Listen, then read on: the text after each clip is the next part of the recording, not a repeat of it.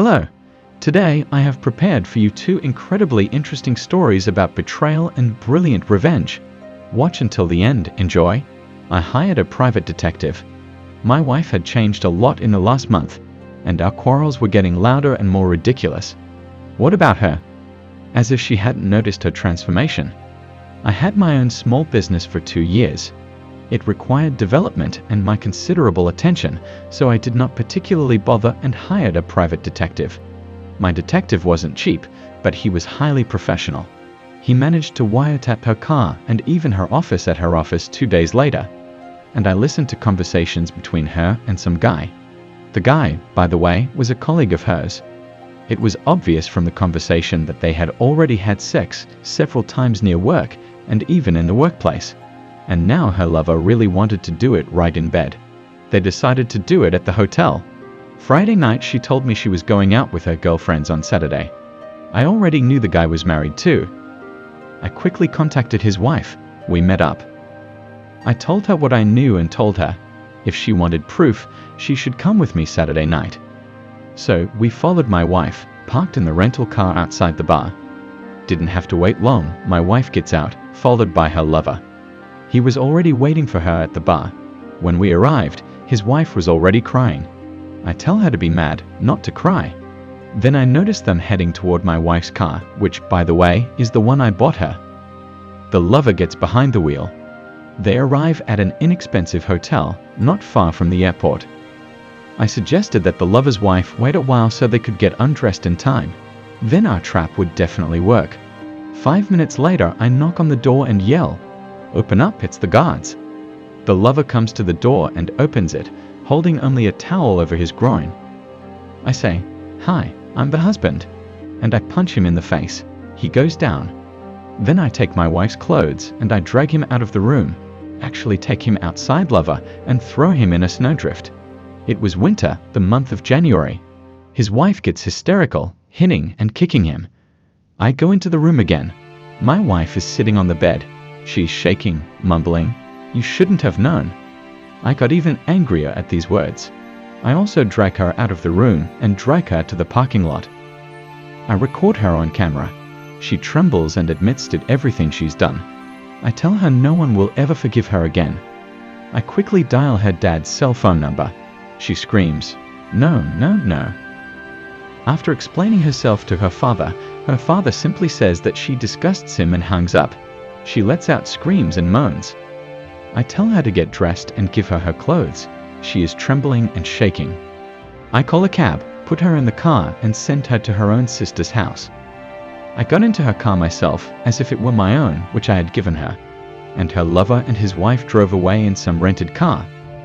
Then on Monday, I call her boss. After I told him about the actions of his 2 employees, and I told him that their continued presence in his company would force me to sue him since I have good connections in the bar and the courts. Nonsense, of course, but it worked. He fired them both. Then he packed up his wife's things and took her to her sister's house. It took her 2 more days before the shock passed. She calls me and I refuse to talk to her. This goes on for a few weeks or so. Then her sister calls and says she's lost her mind, has stopped talking to everyone. I advised her sister to call her medics. My wife ended up under observation at the psychiatric hospital. I got a call from the hospital, made a reluctant appointment, and was told before me that she had fully realized what she had done. And what I did shocked her to the point of complete insanity in the truest sense of the word. Her psychiatrist said she was having a serious nervous breakdown from her experiences, including the crushing humiliation I caused when I made her confess while standing in a public parking lot, half naked. The psychiatrist said it was extreme and led in part to a split in her personality. But things should normalize. I noted that she treated me like trash before I caught her, and her personality was not as good as she presented herself to be. As I was leaving, I was told I would call back the next week. The next week, our meeting took place. She looked dejected and like a shadow of a former woman. My wife used to be a figure skater with big shapes, but she had lost at least 50 pounds in a few weeks. She said she was trying to keep me from finding out about the affair and that she cheated because I was working too hard. I called bullshit on that. Reminded her of her own words from when she was complaining about not having enough money, so I went into business to make a living for us. I told her she kept lying. I can't be with you. I want a divorce. Her doctor almost threw me out of the room. I yelled at him and he yelled at me. And all of a sudden she says, Okay. Yes, I was selfish. I wanted to feel the romance, to experience the thrill, and to know what cheating was like. I suggested she think about what it was all about. Now the affair is long in the past. Your parents resent you. Your job is lost. It's going to take some serious effort to make it right.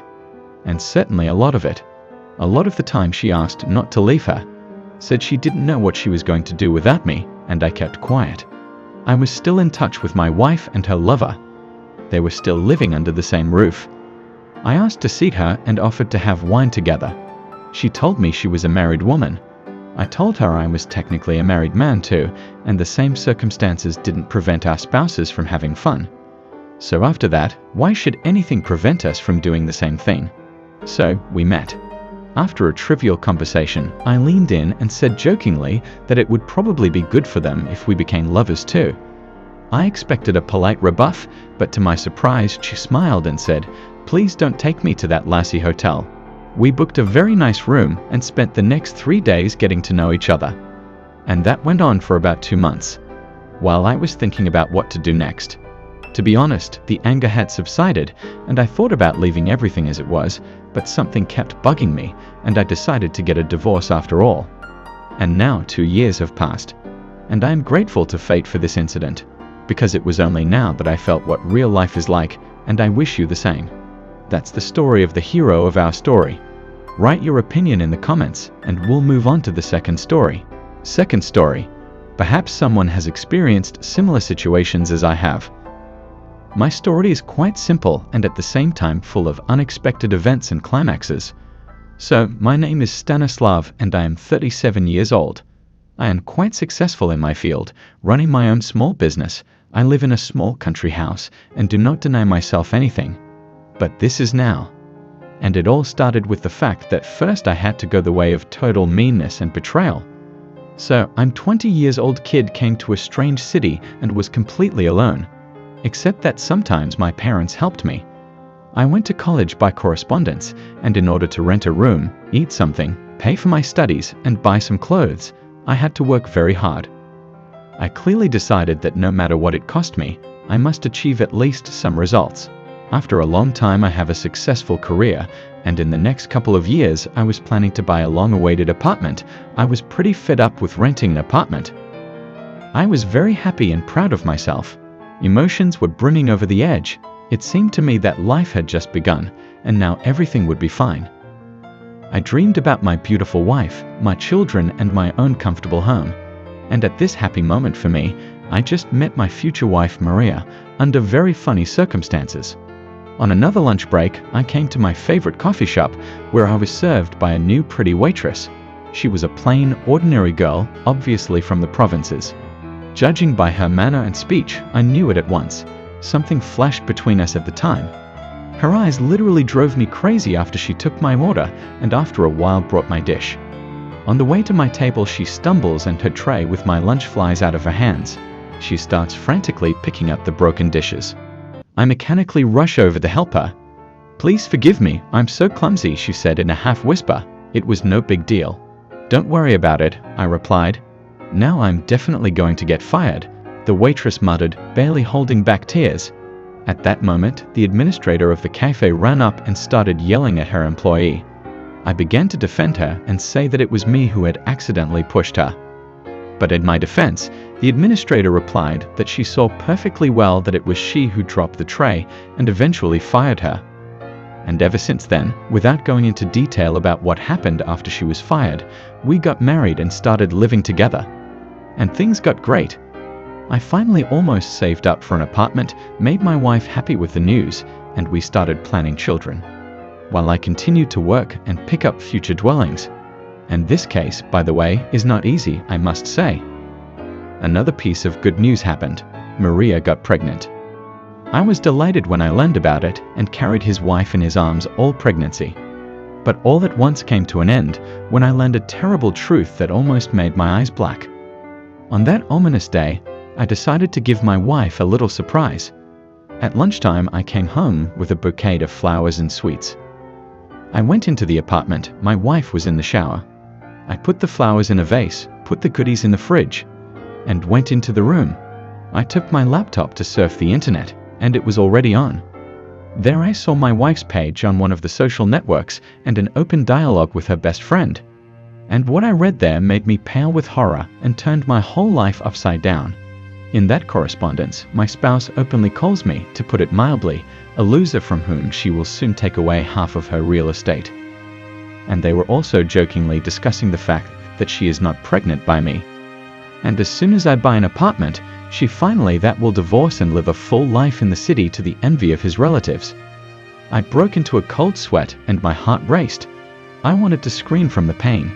But at that moment, the water in the bathroom went silent. I quickly turned off my laptop and ran out of the apartment. I sat down in a nearby park, opened a bottle of hard liquor, called the chief, got off work, and began to think about what to do next. And then it occurred to me, as I thought at the time, the only logical way to begin to solve this problem at the root. The only thing that calmed me down at the time was that I had not yet bought the apartment, but I was already going to meet and sign contracts because I had found a very suitable option. And I immediately came up with what I thought was an ingenious plan of revenge. A couple of months later came the day X. I have to say right away that all this time I pretended to know nothing and continued to play, as my wife put it in her correspondence, the naive loser. At one point I called her and told her that I had bought the apartment and signed all the contracts and that she could come right now and see our new little nest. In 15 minutes a cab would come for her. My wife was overjoyed, as evidenced by her enthusiastic shouting into my phone. After the appointed time, my wife got into a cab and drove to the appointed place. When she got out, she was pretty surprised and didn't understand what was going on, because the cab driver took her not to the doorway of her new panel house, but to the train station. After which I texted her, "My dear wife, I hasten to please you with the news that I changed my mind about buying an apartment and decided to buy myself a house." Why myself? Because we are getting a divorce.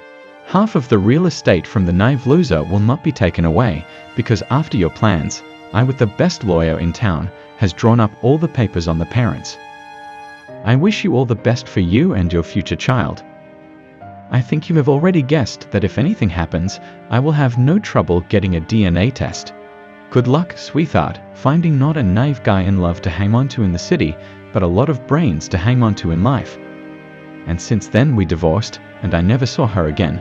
I do not strive to build a serious relationship. I live for my own pleasure. I communicate with different women, if you know what I mean, and do not deny myself anything. Found a hobby, which has grown into a lifelong business, because it's certainly not a child from a stranger's uncle will give birth to you. That's the story of the hero of our story. Write your opinion in the comments, and do not forget to subscribe and like. Ahead of you are waiting a lot of wonderful stories. Well, as always, I wish you a good mood. And all the best to you. Thank you for watching.